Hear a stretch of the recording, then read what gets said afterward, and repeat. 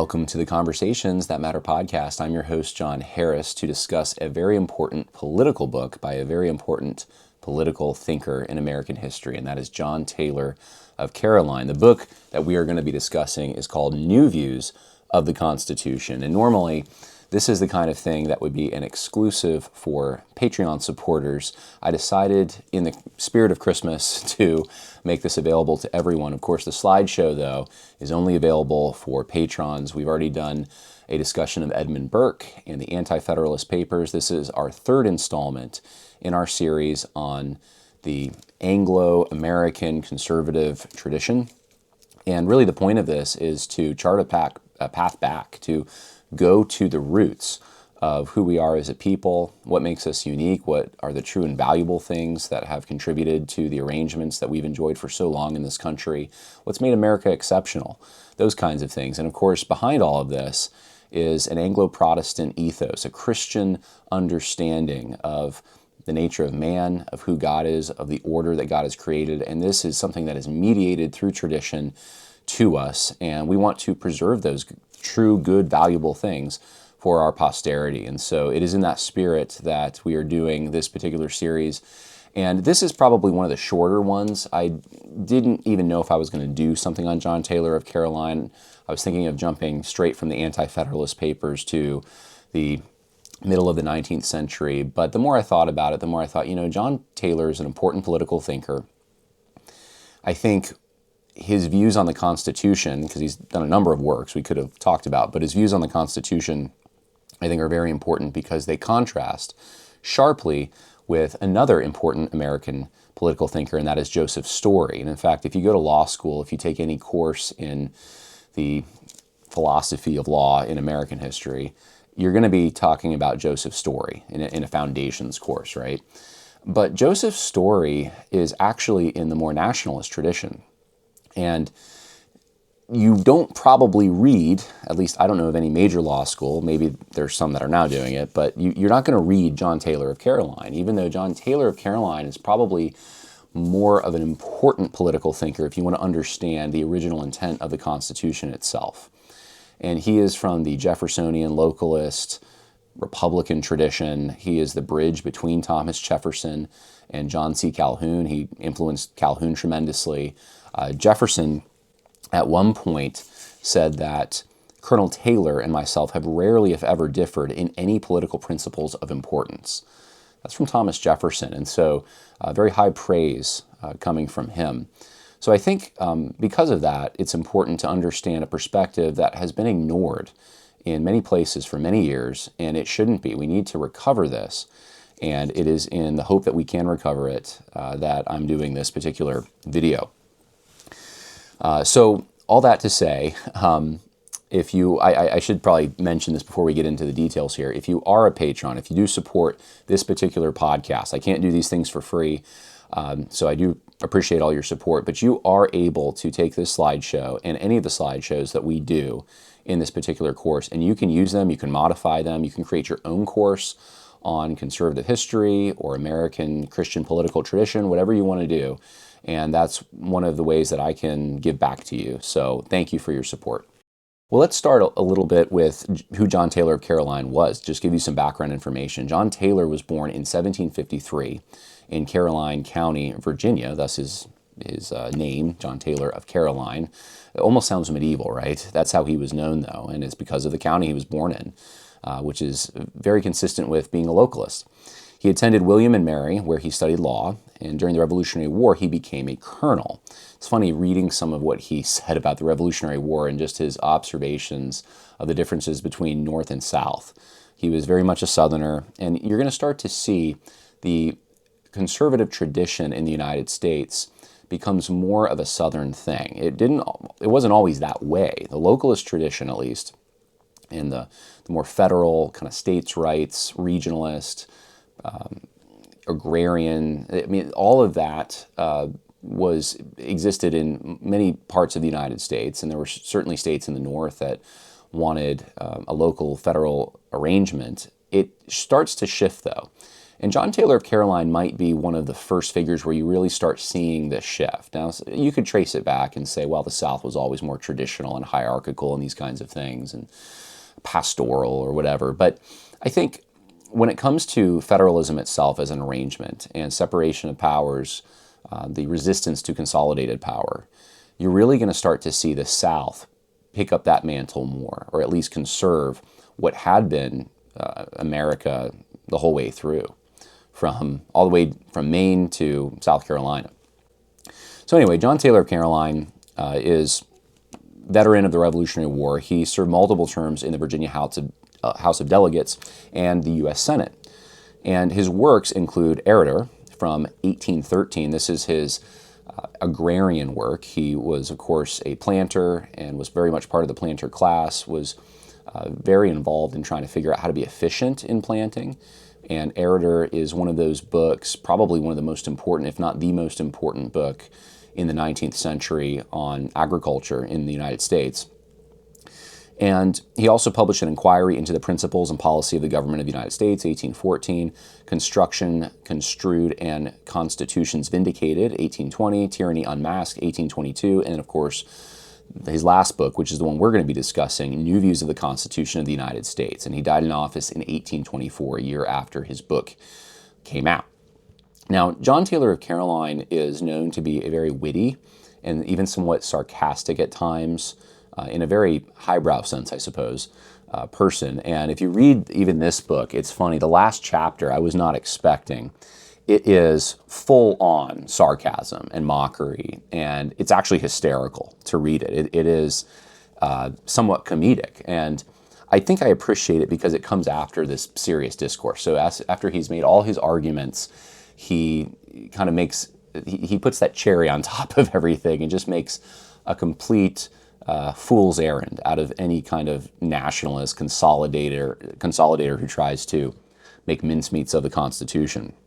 And so I won't go into his last chapter as much. If you want to read the book, you can, but it's very funny. And I mean, things like, well, we can find the letters for the word national in the Constitution if you just hunt for N-A-T and so forth. And that means it's national, right? Like, just he tries to take some of the arguments that are so ridiculous and he reduces them to absurdity, compares them to absurd things. But he's witty throughout this whole book, and he was known for his wit, for his perception, for his memory, for his eloquence during his entire life. John C. Calhoun even remarked on this. He was a lifelong friend of Thomas Jefferson and James Madison, and he was also a major intellectual, like I said, that influenced John C. Calhoun and later Southern constitutional thought. So this, obviously, he died before the Civil War, but he would have influenced the states' rights tradition that ended up taking a stand in the war between the states. So very important in American history for those reasons. Now, I want to start off by reading a section from the introduction to this particular edition, which is put out by Regnery. I don't think Regnery's around anymore, but you can still get copies of this. And this is, let's see, written, this introduction, it's a really great introduction. It is written by James McClellan at the University of London. And it's called John Taylor's Secret Memorandum. I did not know about this, or if I did, I forgot. But it's, I'm just going to read part of this. It says, "It must be admitted that John Taylor's 3 terms in the United States were all too brief and too sporadic to leave much of a mark on legislative history. Probably the most memorable incident of his Senate career, though, is one that may have rocked the foundations of the Union had Taylor made it known to the public. It occurred in May of 1794, a month before Congress adjourned. Taylor had vigorously opposed most of Hamilton, that's Alexander Hamilton's program, as soon as he entered the Senate, and he rejected Hamilton's broad interpretation of the Constitution, the Bank of the United States, the funding program, the creation of national debt, excise taxes, a standing army, and tariffs. He also expressed concern about the growing power of the president and the federal judiciary, and it was no secret that he had opposed the adoption of the Constitution in 1788. Shortly after delivering a speech advocating suspension of the payment of the British debts, Taylor was approached by 2 of the nation's leading Federalists. Remember, the Federalists are really nationalists. So it's confusing because the Federalists who wrote the Federalist Papers, they're nationalists. The anti-federalists are actually federalists. They're more for federalism as a system, which is what Taylor's defending.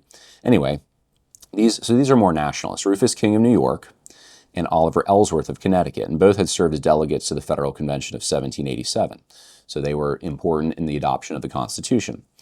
Now, King invited Taylor into one of the committee rooms of the Senate, where they could converse privately, informing Taylor that he wished to discuss an important subject. So you have two, eventually two, but right now it's just one, senators who are coming to Taylor, and they're saying, we want to talk to you about something very important, something that's very important, and they were coming from a different political philosophy than Taylor.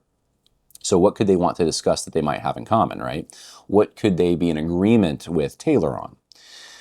When they were alone, King declared that it was utterly impossible for the Union to continue, that the North and South would never agree on issues of public policy, and that a dissolution of the Union by mutual consent was preferable to a forced separation. At this point in the conversation, Ellsworth entered the room either by accident or design, and King repeated what he had been saying, and Ellsworth agreed with him. Taylor replied that he intended to support the Union if possible, but agreed that a peaceful separation would be preferable to a forced one. The cause of the problem? Hamilton's ambitious master plan for solving the nation's economic woes. He thought an effort should first be made to eradicate the cause of the problem before resorting to a permanent separation. King disagreed, however, insisting that the differences went much deeper because Northerners and Southerners never had and never would think alike. The discussion ended with the parties, they reached an impasse and could not agree on the cause of the sectional hostility. Taylor left the room convinced that the Federalists were seriously contemplating a dissolution of the Union. And of course, some of their compatriots later on did in the Hartford Convention. The Essex Junto later did that with Gray Otis, Timothy Pickering, Gouverneur Morris, and Caleb Strong, who was the chairman in 1814. So this happened early in the career of John Taylor, I believe. I think I read the date before, in 1794. So the Constitution, the ink isn't even dry on this thing, and they're already contemplating separation between the North and the South. And slavery is not the issue.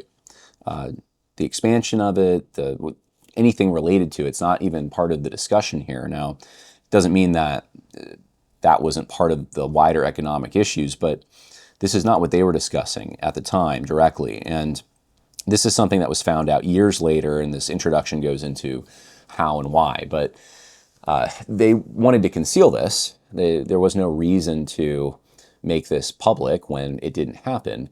But it just goes to show you that some of the rifts that occurred in the United States, rifts that frankly existed in a more homogenized nation, and see, even I'm using the word nation there when I shouldn't be, a more homogenized arrangement between separate states, which practically functioned as nations, but for one country, so we could use the word country, I suppose, they were already having divisions, they were already having schisms, and this is between people who are coming from different parts of the British Isles, who have different cultures. Now, expand that to today. Think about all the differences today in this very fractured country that is not as homogenized, when we quite literally do have different nations living in this country. In fact, just today, I saw a post from a Christian, I think it's someone who's a missionary or someone who settles refugees or something, but he was saying how the people from Somalia, Somalians who live in the United States, they should be treated well and these kinds of things. And I don't think that would be even a concept for the founding generation. The people from Somalia, that's such a different place in the world, to have them settle here and have a say in the governmental proceedings and all that kind of thing, to have that, give them control. That would be such a foreign concept. They're so different in so many ways. Their religion's different. And this is something that we are more used to today. But as we can see from our own present situation, the elasticity of the rubber band is starting to become frayed. And it's not able to stretch anymore. We are coming apart, as it were. And something that John Taylor Caroline and the founding generation were trying to navigate was, how do we get people who are fairly similar? They come from the same island. How do we get them to get along? And one of the things was, well, we have a federal arrangement. People can take care of their business in one state or one region, and people can take care of their business in another region, and they don't have to have the same government that makes all decisions for them emanating from the center. Massachusetts can be Massachusetts, and South Carolina can be South Carolina, and they can come together for certain powers that they have delegated to a central authority for trade and for self-defense, and then all the other things they can navigate themselves. That was the whole idea. It was meant to promote peace and promote strength at the same time, to have an alliance, to have a group of states that can, for efficient reasons, trade and monitor their borders and immigration and engage in treaties and that kind of thing, but at the same time, their domestic institutions and the way they conduct business that are unique to them, they can continue doing it that way and not have to conform to the ways of a foreign people in their minds. And this almost was splitting our country apart long before there was ever a war between the states or a civil war. So here's the question. Did the Constitution transform the U.S. from a federation to a national government? Because this is the thing that I think we as modern Americans so often assume, that there was this weak document called the Articles of Confederation, if you learn anything about it, and it didn't work, and so we adopted the U.S. Constitution. And when we adopted the U.S. Constitution, if we were ever a federation, it was before that. We became a national government, a one-size-fits-all national government at that point, an American people. And this is one of the things John Taylor denies. So there never was an American people. You could say there was American peoples, but there wasn't one consolidated American nation, American people. And I would submit to you, if there wasn't back then, there is less so even now. You can refer to the American people in a general sense. I'm not saying that's necessarily wrong, but really what you were referring to is peoples. You're referring to very different people in very different places with very different interests, but who have enough similarity to come together for certain limited, defined purposes. Joseph Story, who is the premier, remembered and studied jurist of the injustice of the 19th century, wrote in the Commentaries on the Constitution of the United States, which he published in 1833, so 10 years after John Taylor's writing, and he did not, he knew about John Taylor's work, but there's no evidence that I know that he interacted with it at all. But he said the obvious object of the preamble of the Constitution, so we the people, was to substitute a government of the people for a confederacy of states, a constitution for a compact. He also said the Constitution was, from its very origin, contemplated to be the frame of a national government of special and enumerated powers and not of general and unlimited powers. This is apparent, as will be presently seen from the history of the proceedings of the convention which framed it.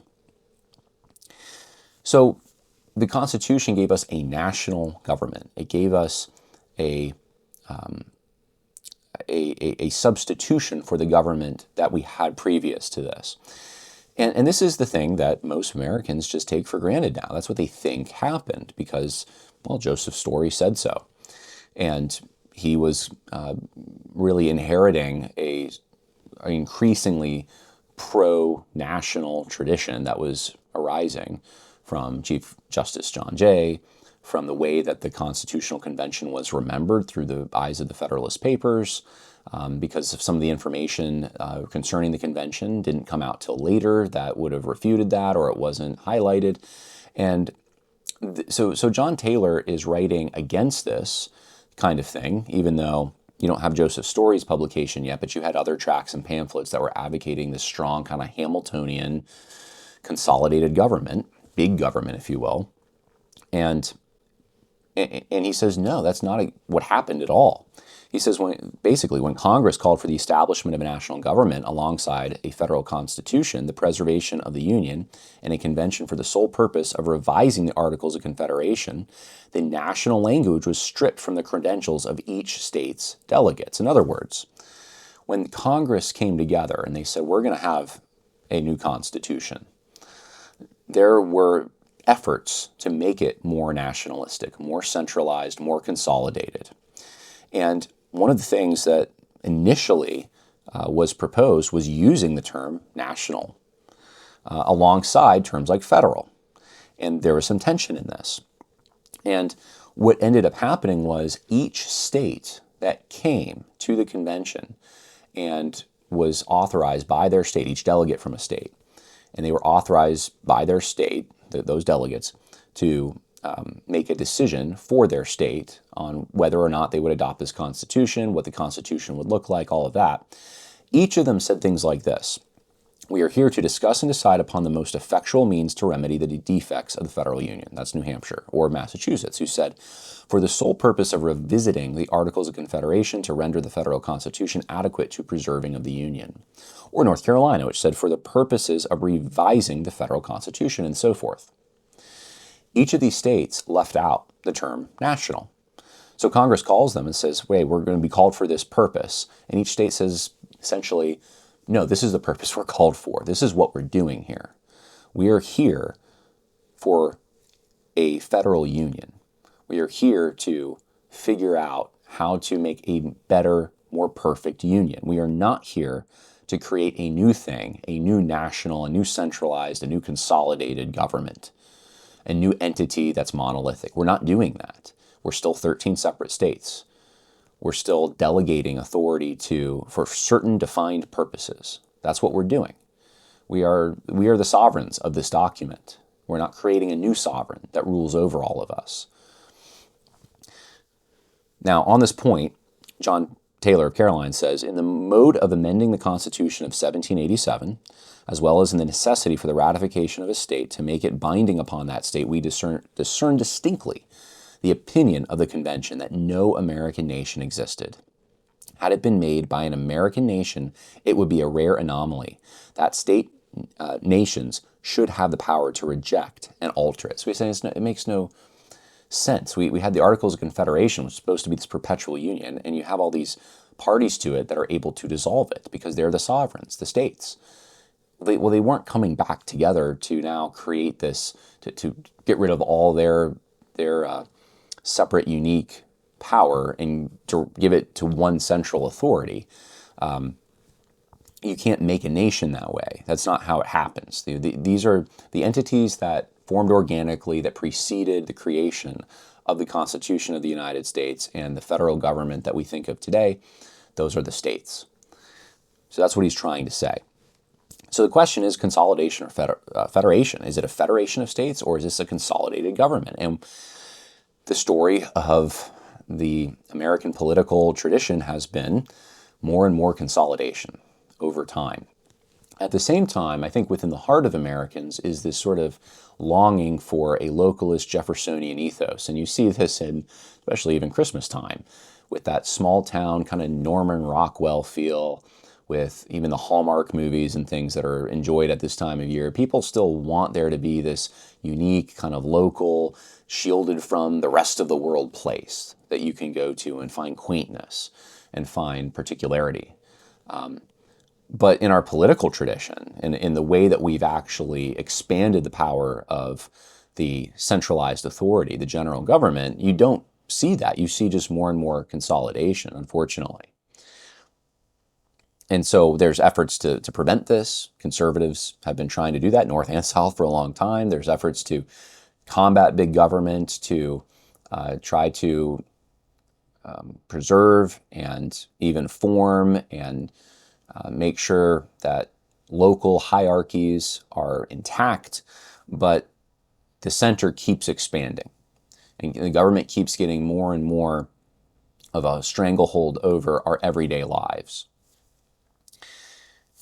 So the answer is it was intended to be, and in some senses it still is, a federation of autonomous states. The term union assumes independent parts. These are all points that John Taylor made in his book. The Declaration of Independence recognized the colonies as united but also free and independent states. The Articles of Confederation of 1777 claimed a state retains its sovereignty, and this arrangement was not changed before the Constitution. The Constitution of 1787 used terms like federal, state, and Congress. The term people referred to people as represented by their respective states. State ratified the Constitution in their conventions, their state conventions.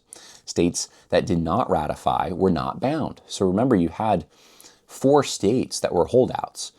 And the Constitution would have kept going. Those states just would have been out of it. So, I mean, it would have been awkward to say we the states, as the original rendition was supposed to be, we the states of, and then listing the states, this particular states in the Union do ordain this Constitution, when they had not all actually done that yet. They had not ratified it. So you needed a different term, and just a general term of we the people of the United States. And eventually, though, of course, all the states did ratify it. On June 25th, 1787, this is while the Constitutional Convention is meeting, the convention voted to strike the word national and insert United States in the resolutions then under consideration. And the style was adopted not to establish the idea of an American people, but to defeat it. And this is what a lot of people forget. They quote that line, we, the people of the United States, and what word do they focus on? They focus on the word people. It's the people of the United States. Well, actually, that particular line was put in there for the opposite reason than it's usually assumed today. It was to defeat the idea that there's one consolidated American people. What we should focus on is people of the United States. That's the issue here. That's the focus.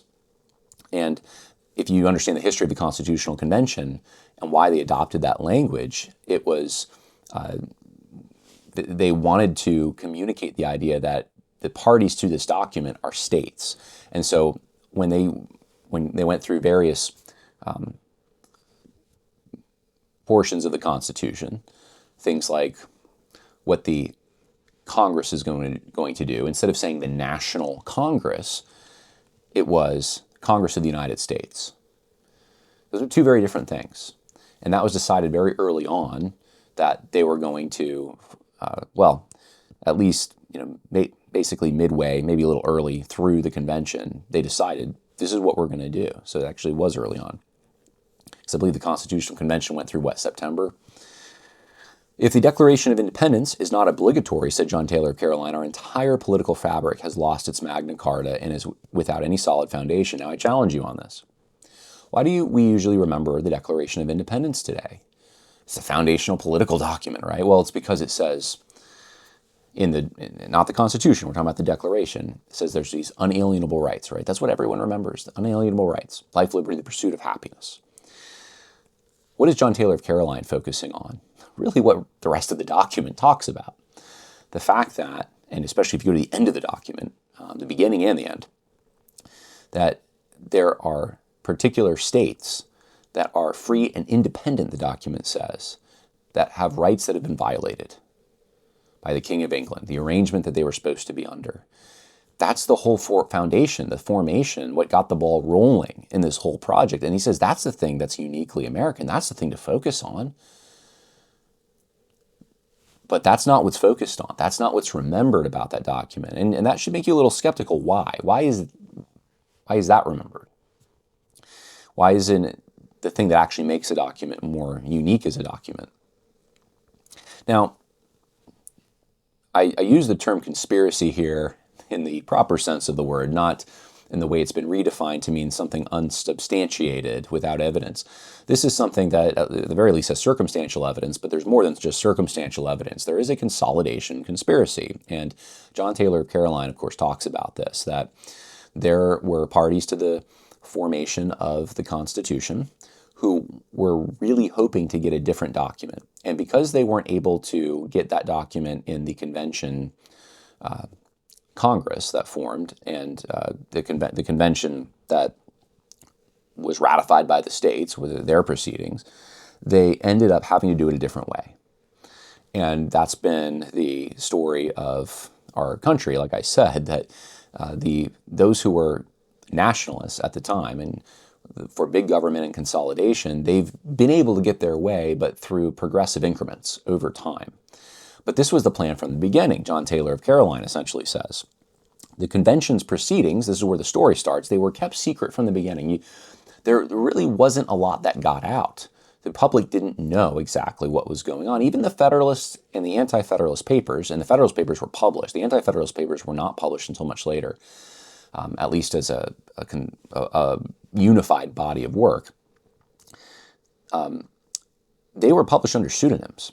And the public is getting these bits and pieces, and the proceedings were kept secret. So you have in 1788 the Federalist Papers, which are cited heavily by John Marshall, Chief Justice of the Supreme Court, and he was a consolidator. These were really all the public had to go on just about. Now, you did have advocates of federalism, and when I say federalism here, I mean these guys would have been more anti-federalist. I know it's confusing, but they were the true torchbearers for federalism, right, against the Nationalists who called themselves Federalists. I know. So the advocates of actual federalism, Robert Yates, Chief Justice of the New York Supreme Court, and Luther Martin, that's an easy one for Protestants to remember, not Martin Luther, Luther Martin, a Maryland lawyer, they had notes that were published, but they left early. They weren't there for the whole convention. And when they left, at that point, the Nationalists seemed like they were having the upper hand. And so if you read what they wrote, you would think that the Constitution was heading towards some kind of a nationalist agenda, and it didn't. 1819, we have a redacted official journal that was published under John Quincy Adams. And then we have 1840, James Madison's notes are published, which are probably the most cited notes of the Constitution because I think they're the most thorough. It wasn't until much later, though, and of course Madison is, he goes back and forth. Obviously, he helped with the Virginia and Kentucky resolutions, so some people will claim him as a Federalist. Some people will say he's a Republican. I think he was probably more of a nationalist. He wasn't Hamilton, but he was certainly veering in that direction. He was kind of, depending on the debate, he might be on either side of it. But James Madison, he wasn't where John Taylor of Caroline was. He wasn't where the anti-Federalists were, certainly. And he was, his notes were published in 1840. So that's really all we have. And so you think about that, for years, we didn't have proceedings, and we still have a record that's not as complete as we historians would like to have. But there's still a lot there. There were three parties, says Luther Martin, this is a long quote from him. There were three parties in the convention, okay? You had one whose object it was to abolish and annihilate all state governments and to bring forward one general government over this extensive continent of a monarchical nature under certain restrictions and limitations. The second party was not for the abolition of the state governments, nor for the introduction of a monarchical government under any form, but they wished to establish such a system as would give their own states undue power. And then a third party was what I consider the truly federal and republican, which were unwilling to act contrary to the purpose for which they were elected. The first party, conscious that the people of America would reject their system if proposed, this is very key, joined the second, okay? So you have basically people here that are more like they want Great Britain again. They want basically a king, like Alexander Hamilton's guys. Those guys join with James Madison's guys, okay? They join with the Nationalists. So you have two kind of, I would say, more big government people, right? More so than John Taylor is. And they join together. And they know that the people of America aren't going to want their plan as much. Especially Alexander Hamilton admitted this blatantly and openly. So what they do is they know that by departing from a federal system, they pave the way for their favorite object, the destruction of the state governments and the introduction of monarchy. Parts of the proposed system were warmly and zealously opposed. So during the debates, Luther Martin's watching this and he's saying, I'm watching and I'm seeing the people who want a very strong centralized government joining with those, that second group, who is not for the abolition of state governments, nor for the introduction of a monarchical government under any form, but they wish to establish such a system as would give their own states undue power. And so these aren't Federalists. These are people that they want more of a strong centralized government. They try to band together to get something that is going to increase the power of the federal, or the, as they would have called it, the general government. Now, John Taylor of Caroline says about this, he says, secrecy is intended for delusion, and delusion is fraud. This stratagem to obtain a victory over the people's most sacred right in the ambuscade mode can only be accounted for upon a supposition that the people should be worked as puppets, first by the wire of concealment and secondly by the wire of construction into the catastrophe of a consolidated government. So he's saying that it seems like there was a method to this madness, that there was a veil of secrecy. People didn't know exactly what was being debated and what kind of a document they were giving, right? We're always told, Ben Franklin says, when he's asked, what kind of government? Is a republic if you can keep it, right? If that happened. Well, the people didn't really know exactly what kind of a government they were getting.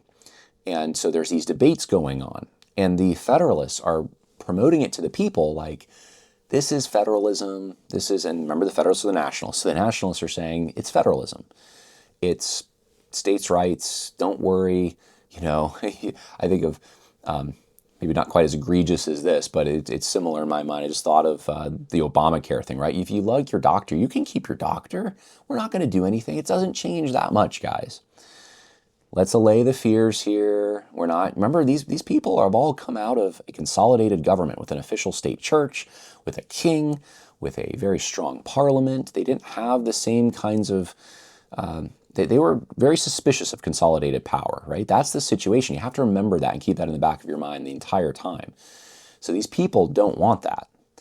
And so how are you going to give them a spoonful of sugar to help the consolidation medicine go down? We have to convince them that what you're giving them is not that and won't ever be interpreted as that. And this is really what John Taylor is accusing some people of. And he gets a little more specific, and I'll talk about that later. But here's just a few admissions. This is not comprehensive, but in Yates's journal of the proceedings of the convention, he talks about various nationalists. Edmund Randolph says, Governor Randolph candidly confessed that his resolutions were not intended for a federal government. He meant a strong consolidated union in which the idea of states should be nearly annihilated. We don't need states. I mean, that sounds like progressive from the 21st century. Charles Pinckney. Mr. Pinckney read his system and confessed that it was grounded on nearly the same principles as Mr. Randolph's resolutions. James Madison. Some gentlemen are afraid that the plan is not sufficiently national, while others apprehend that it is too much so. The states at present are only great corporations having the power of making bylaws, and these are effectual only if they are not contradictory to the general confederation. The states ought to be placed under the control of the general government at least as much as they formerly were under the King and British Parliament. So that's James Madison. States are only great corporations. They ought to be placed under the control of the general government. And you have Alexander Hamilton, right, who's known for this. No amendment of the Confederation can answer the purpose of a good government so long as state sovereignties do in any shape exist. To avoid the evils deducible from these observations, we must establish a general and national government and annihilate the state distinctions in state operations. I believe the British government forms the best model the world has ever produced. I confess that this plan and that from Virginia are very remote from the idea of the people. So he's saying the people don't think this is very popular, especially in Virginia. But you know what? I think the British had it right. I mean, they just fought a war with Britain. And he wants to go back to Britain. That's what he wants. He wants a monarchy, essentially. So, but how is he going to do this? And if you read the Federalist Papers, what John Taylor of Caroline points out is essentially that Alexander Hamilton is just deceiving you. He's just lying. He doesn't have a problem with that. He will lie to convince you that actually the Constitution is giving you a nationalist government, but then he'll even contradict himself at points, trying to allay fears that it's giving you a consolidated government. And I'll go through some of that. So the Federalist Papers, okay, this is important because this is what you study when you go and you study the Constitution today. And I think you should study the Federalist Papers, absolutely, 100%. That's why I talked a lot about them when we did our show on the Anti-Federalist Papers, because I thought we do need to talk about the Anti-Federalist Papers, but obviously in order to do that, you can't do that without talking about the Federalist Papers. And they do at least tell you how this was sold to the public. And it is the primary way, and even in our national memory, and I even say the word national, right, in our in our memory as a country, this is how we think of ourselves and how we remember the Constitution. And this is a summary, really, of those debates that happened in the Constitutional Convention. Since we didn't know what was happening in there, this is what got remembered. The Federalist Papers sell the Constitution as a Federalist arrangement while also assuming a national sovereignty that was rejected. Okay, so remember, at the Constitutional Convention, a national sovereignty is rejected. The word national is stricken. But the Federalist Papers try to convince you that, well, yeah, you have a Federalist arrangement, but there's also a national sovereignty here as well. And let me give you some examples of this that are pointed out. These aren't all of them, but here's a number of them that are pointed out by John Taylor Caroline. First of all, state sovereignty is presented. Federalism is presented. The state governments are invested with complete sovereignty, says Alexander Hamilton in Federalist 31. The Constitution is to be found on the assent and ratification of the people of America, not as individuals composing one entire nation, but as composing the distinct and independent states, says James Madison in Federalist 39. In 45, Madison says, the powers delegated by the proposed Constitution to the federal government are few and defined. Those which remain to the state governments are numerous and indefinite, and that's 100% true. That's a great line, too. That is exactly what the Constitution gives you. Now, at the same time, terms like national, general, and sovereignty of the Union that the Convention had deliberately expunged are introduced into the Federalist Papers representing the Constitution. So Hamilton says in Federalist 9, the proposed Constitution, so far from implying an abolition of the state governments, makes them constituent parts of the national sovereignty. By allowing them a direct representation in the Senate. So there's a national sovereignty. Hamilton says in 89, who is to judge of the necessity and propriety of the laws to be passed for executing the powers of the Union, the national government under the control of the people. The House of Representatives will derive its power from the people of America. So it's like one body of people, right? Not separated by states, but one body of people. And the people will be represented in the same proportion and on the same principle as they are in legislatures of each particular state. Wait, how does this go together? So he keeps going. So far, the government is national and not federal. So he's at this point, I believe he's talking about the House of Representatives. So he said the House of Representatives, well, that's the national part. The federal part's the Senate, I guess, right? But that's not true. The House of Representatives is not national just because it's proportional as far as population is concerned. It's still population from particular states. That's the whole point. They're still from these particular states. And at that time, I believe states were the ones that were even appointing those to sit on that representative body. So he also points out things like national supremacy. And this is, I think, where the rubber really meets the road. This is, I believe this is a quote. I don't think I cited it here, but I believe this is from James Madison in the Federalist Papers. He says, in controversies relating to the boundaries between two jurisdictions, so state and then general government, so you have the state government, so you have the general government, consolidated government in D.C., the tribunal, which is the federal courts, so you think of the Supreme Court, which is ultimately to decide, is to be established under the general government. So think about it this way. The general government in Washington, D.C. gets to appoint. They decide. It's the president who decides ultimately, and it's under the purview, supposedly, of Congress. They can impeach, but when do they do that? So the president appoints these lifetime serving Supreme Court justices, and then there's also these other federal courts. And they, when there's a conflict between the states and the national, or the general government, they get to weigh in, these judges. And who gets to appoint those judges? The general government. So when there's a conflict between the general government and the states, the general government gets to appoint the judges who make the determination as to who's right and who's wrong. Some people would say maybe that's the fox guarding the hen house. That effectively means that the one side has sovereignty or has domination over the other side. The general government has domination through the courts over the state governments, which is not what the Constitution, if you read the Constitution, doesn't say that. You don't even find judicial review in that. This is something that took place over time in precedent, and this is what John Taylor Caroline is trying to point out. He's saying this is how this is being sold to you, but look, the devil's in the details. These nationalists are trying to put one over on you. That's what he's trying to say. So his conclusions are the stray words and constructive supremacies interwoven with the Constitution by the Federalist look rather like the casual overflowings of an accumulated fund than the effect of a critical examination into their consistency with the form of government adopted. So what is this? That's what he's saying. This is not a critical examination of the Constitution. This isn't about the Constitution. This would be like if you're doing Bible study, okay?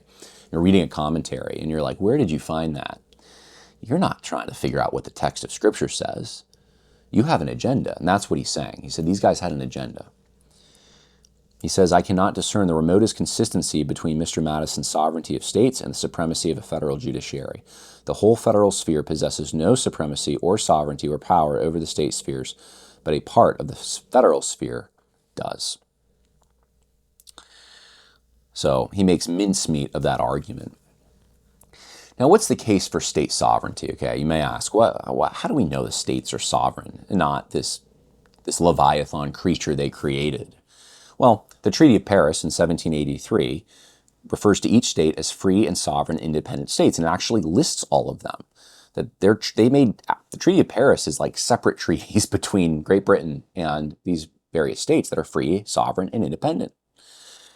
The ratification articles of 1777 and the Constitution of 1787 support, and this is a quote from John Taylor Caroline, a corporate character. And this implies a derivation from and subjection to some sovereignty and a power to modify or abolish this corporate character. This designates the exact place where the sovereignty resides. The federal government is derived from and may be modified or abolished by the states, and its corporate character is its only tenure, good only on account of the validity of the sovereignties by which it was bestowed. In other words, who created these arrangements? Did the states create them? Now, you'll find later, Abraham Lincoln comes along and says, well, actually, the states were created by the federal government. The government created these states. But actually, historically, the states are the ones that created the Constitution and the Articles of Confederation. This federal system is a project of the states. They are coming together for certain defined purposes. They are giving up some of their power that they can take upon themselves. Again, I don't think John Taylor talks about this, but if you read some of the ratification agreements, there's even things saying, well, we can leave, we can secede if this doesn't go according to plan. So this was something that the states themselves created.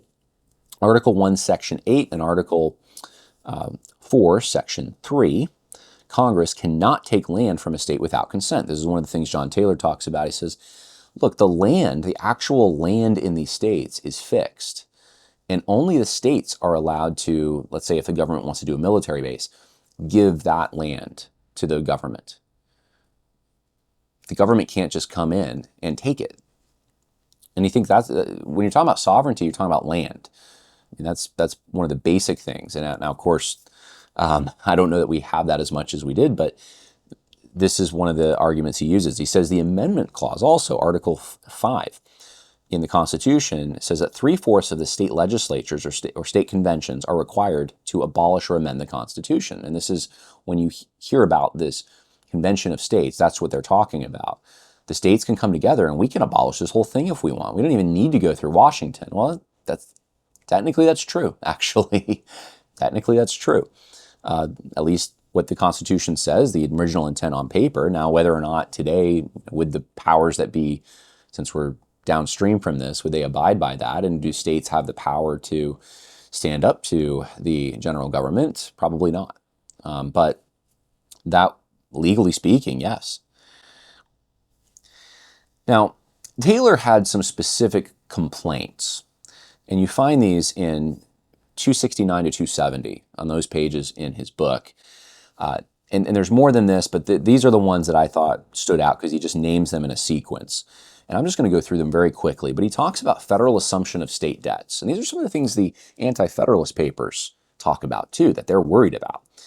That the assumption of state debts, John Taylor says, and the abandonment of paper money, so that's another issue here, pretended to reimburse the people for the latter injury by entailing upon them a pecuniary aristocracy. The people of a few states are deluded into an opinion that they receive it, whereas it is received as in England by the capitalist aristocracy.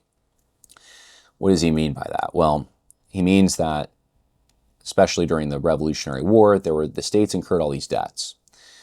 And one of the things that the Constitution was going to solve was how do we start paying back some of these things when our credit is just in the gutter, and some of these states are not being as let's say forthright with paying back some of these debts.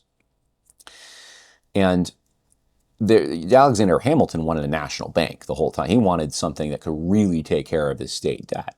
Well, that's exactly what happened. And the federal assumption of state debts and the abandonment of local currencies. There used to be local state currencies. I don't know if you knew that. But this is a world that we have forgotten, basically, because we have one legalized tender now. Now, maybe we can think about it a little bit more now because we do have cryptos now. But even the government wants to get into regulating those, right? So, but having states regulate their own currencies, have their own power to tax banks and these kinds of things if they wanted to arrange their own affairs. This was all run roughshod over by the general government with the creation of a national bank. And really what happens in this arrangement is that the capitalists he's talking about, this aristocracy, these are the financiers. These are the people that primarily live in the Northeast. These are the rich men north of Richmond, still there today, that are going to benefit from this consolidation. And this runs right into the national bank. He says, banking, besides cramming the idle child of legislation with more money, contains most of the furniture of Pandora's box. The profit of agricultural capital is reduced to 3%, and that of pecuniary enhanced up to 10 or 20. Does not this fact decide who pays or who receives the tribute? So, if you're into agriculture, you're not benefiting from this. The national bank, now, the government can borrow from, well, like they still do. And when they borrow from the bank, who are they actually borrowing from?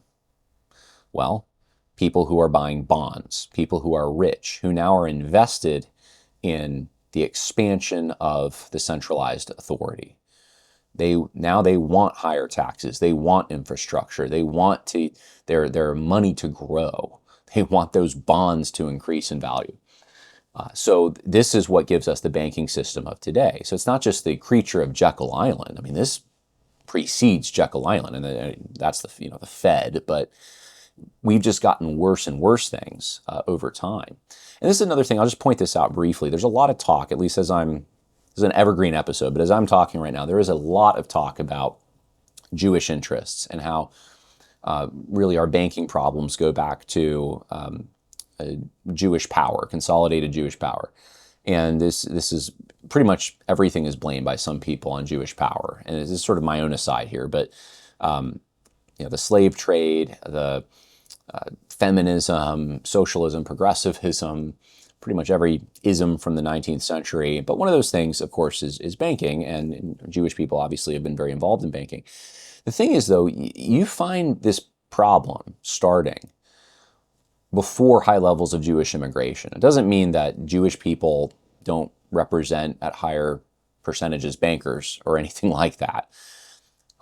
It doesn't mean in the 20th century, if you go to some of the top banks, that they're not going to have a high number, I haven't looked up the numbers, but a high number of Jewish people in these financial roles. What I'm trying to say, though, is the problems that we talk about, though, were here before there were high levels of Jewish immigration in the second part of the 19th century. And it's not to say just, well, we get Jews off the hook or something like that. It's really more just to say there's a human problem here. There's a human problem. Alexander Hamilton wants the national bank. He got his national bank very early. And we've been having trouble ever since. I mean, Jackson's, one of his main things, Andrew Jackson, was get rid of the national bank. And there's a class thing going on here. It's the farmers, it's the blue collar workers, it's the middle America people who don't want this. It doesn't benefit them. It's enriching the people who are their political enemies. And we've just had finance capitalism.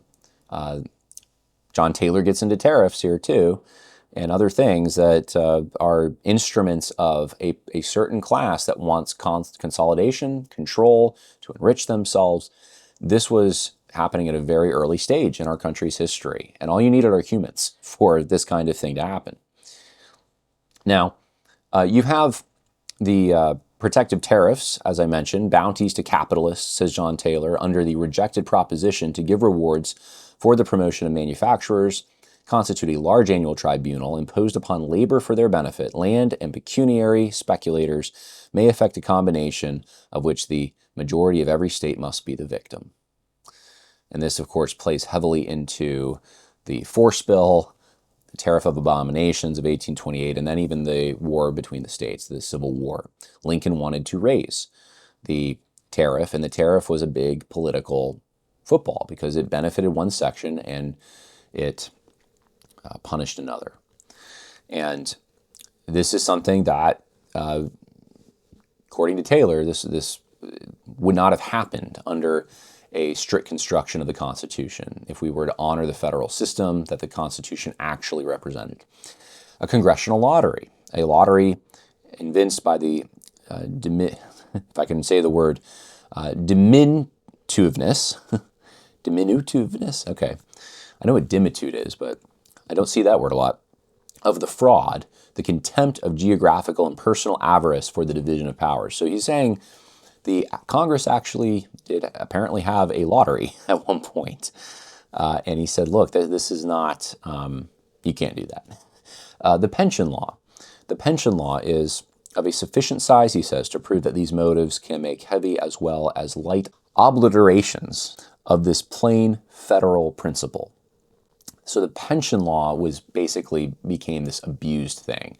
Revolutionary War soldiers, they're going to get their pension, but this, like a lot of things that the government does, people want to get their piece of the pie, and it becomes abused.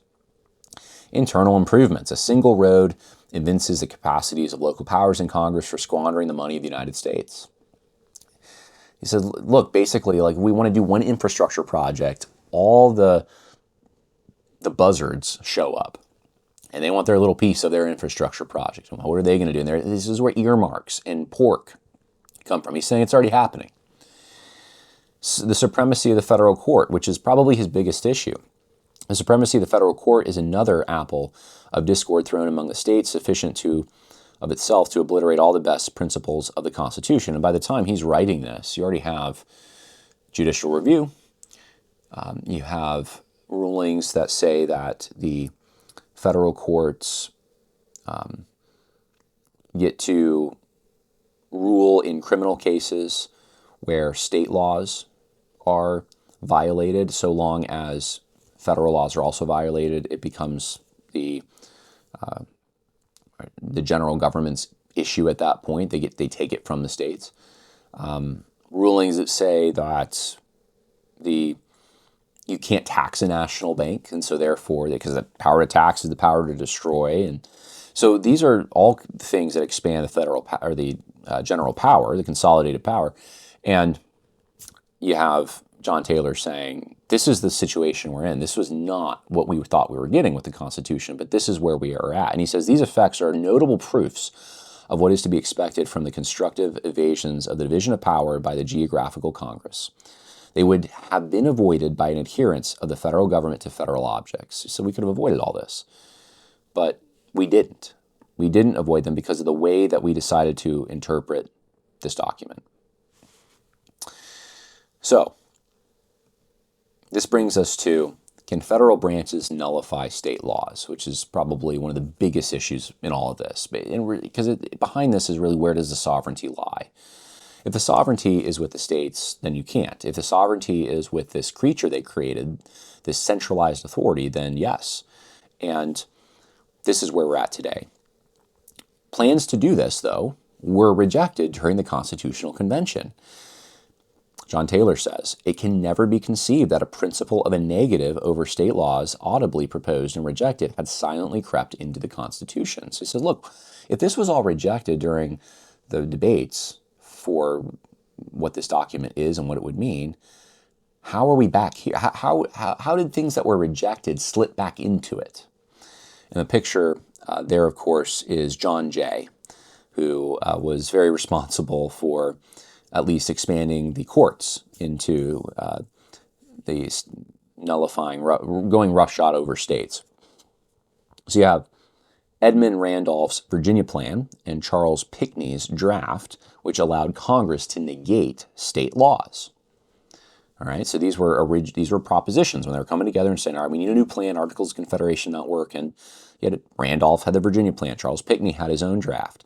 And they said in those, we're going to negate state laws. We're going to have one consolidated thing. Well, those were rejected, essentially. In May 30th, 1787, a vote of 8 states to establish a national government consisting of a supreme legislative, judiciary, and executive was reversed. So there was this vote. 8 states voted for it, but it was reversed. Then you have June 8th, 1787, a motion by Charles Pinckney, seconded by James Madison, to negative all laws which to them shall appear improper, and this was rejected 7-3. So it would given the general government the power to negate the laws of the states. It's rejected.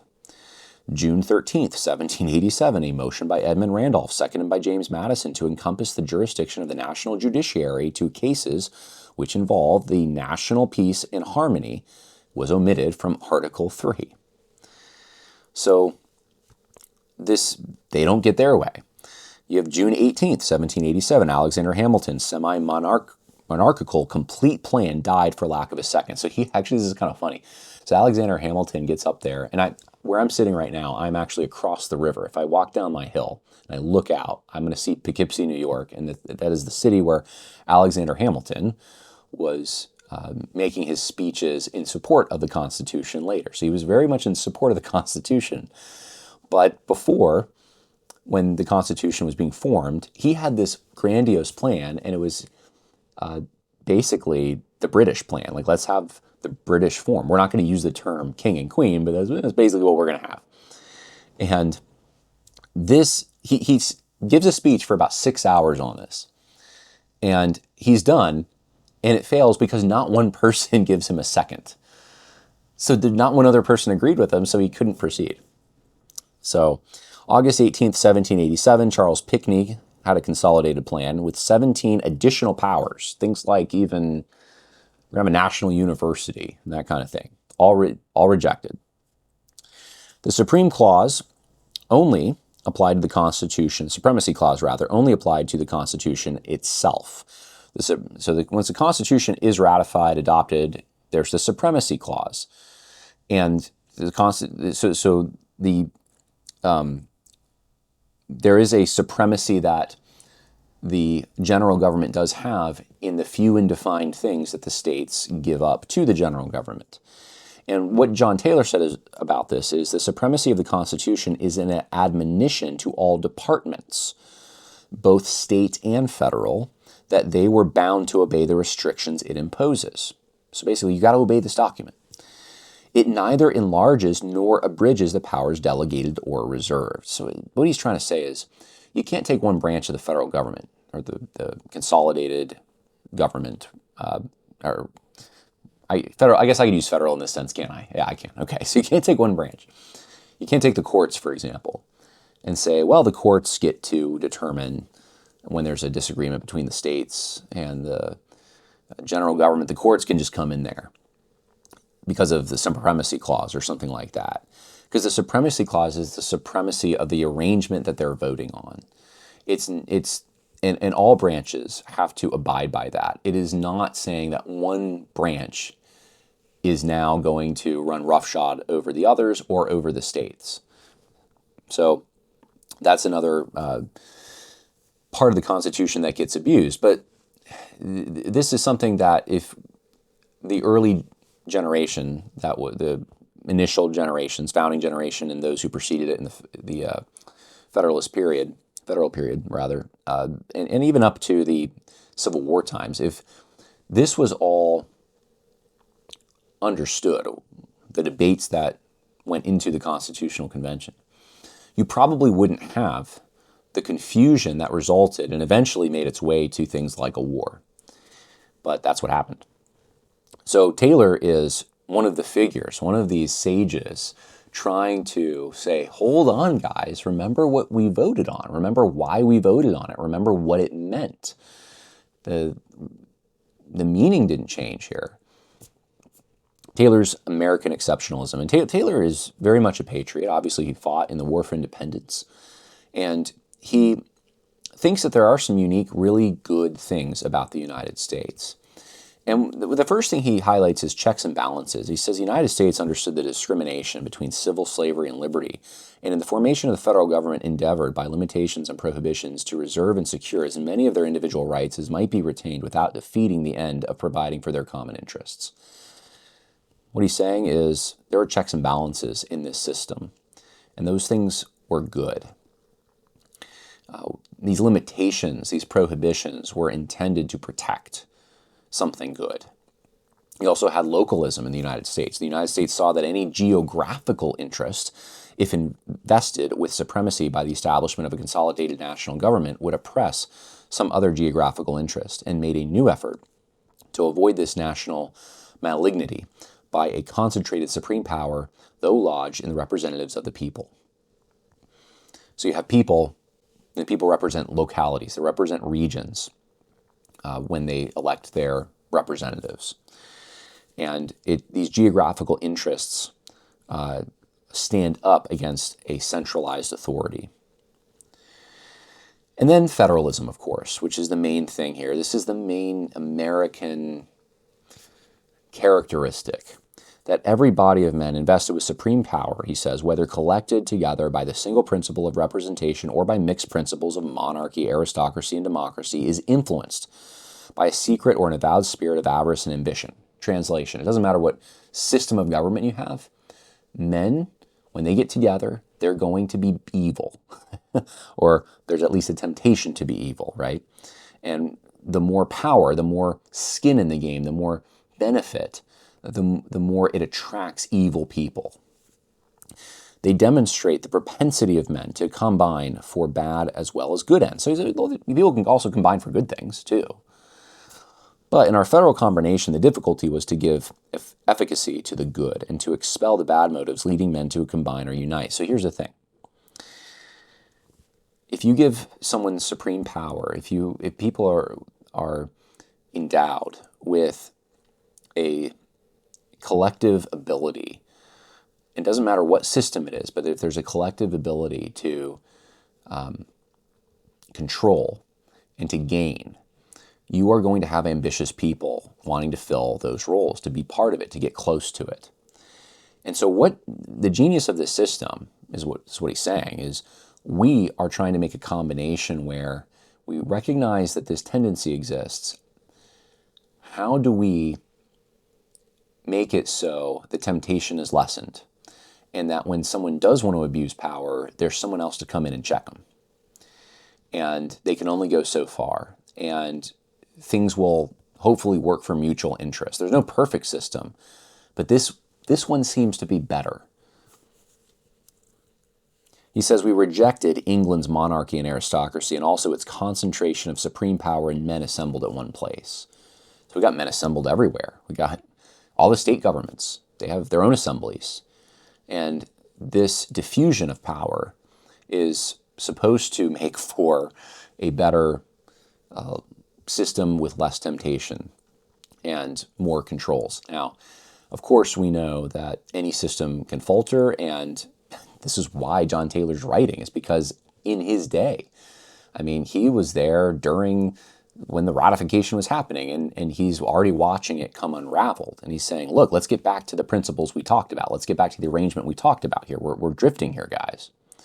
And so he has this warning. He says, and I quote, "If federalism is lost, the subjugation of the people to some despotic form of government will be more probable here than in countries where equivalent auxiliaries for political vice do not exist.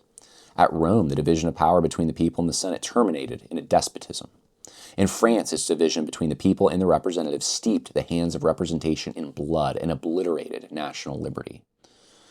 And in England, a concentrated supremacy is dealing out oppression to Ireland.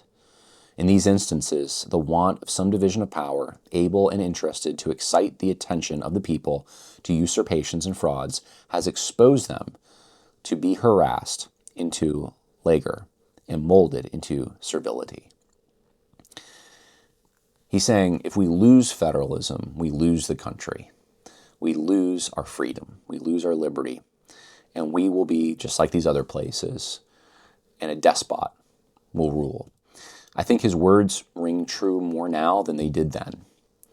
I think that many of us feel deep down inside of us that we are losing. It's like another step has been taken, another rung down the ladder of losing that initial arrangement that the founding generation, probably the most brilliant generation in all of our history, put together. And it's a sad thing, but at the same time, we still have the ideas. We still have the books. We still have the heroes. We have the figures. We still have the same, hopefully, spirit in our blood. We have an idea. We have a passion. We have a heritage. We have all these things. And we have an understanding of human nature, which comes from a Christian perspective, from divine revelation and from observation of the natural world. We can see that man himself is corruptible. And maybe we are waiting for the time that people will once again regain some sense of a localist flavor, a localist ordo amoris, of valuing the people around you, valuing the local region, the farm food from your local farmers, the things that your local people make. I mean, I don't know how many of you do this. I mean, I go to even get my shoes repaired and things like that. I buy them from places they're made somewhere else because I don't know of anyone locally who makes shoes. But trying to think through how can I support my local community? How can I eat at the place that's not the corporate place, but is the mom and pop place? Those kinds of those all matter, and all government is ultimately local in some sense.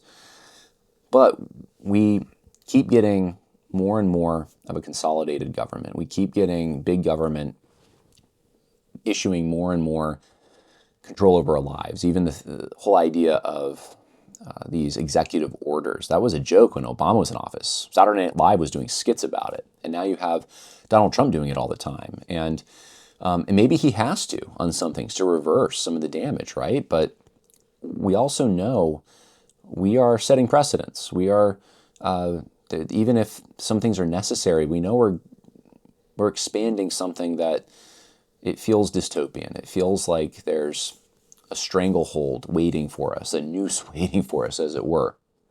Civil kind of slavery, which is what John Taylor talked about. And it may be that it will be a Cincinnatus. There may be someone who has to come in and take the authority, the control of the deep state and turn it on itself. And it may be a drastic political move, or it may be there's a war. There's foreign governments that take over the United. I don't know the future of this country, but I do know that some of the wisdom that the founding generation had and that John Taylor talks about is forever. It will always be with us, and it's something good to know. It's something uniquely American. It's something that's still part of us. It's still part of our art and our music. It's part of our food. It's part of the differences between us that can't. The government can try to, and these corporate interests can try to make people automatrons, and in some ways maybe they will make everyone similar in some ways, but these local, regional differences, they always come out. People who are sharing different experiences in different areas with different weather patterns and different climates and different accents and different, just all kinds of differences that exist and attach themselves to local areas. Those things will always be there. And the federal arrangement recognized that and tried to wield the strength of various peoples who were very similar and saw themselves as sharing a similar destiny. They were able to, for defined and specific purposes, come together for trade, for self-defense, for immigration, these kinds of things. And maybe, once again, we can get back to that at some point. That's the hope. That's why I do these videos too. And I want to retain for future generations a sense of what made America great in the first place. And one of those things is federalism. And that's what John Taylor of Caroline was able to pass down to us. And the next time we will talk about another small government, localist, Jeffersonian thinker, and that is John C. Calhoun. Until then, God bless.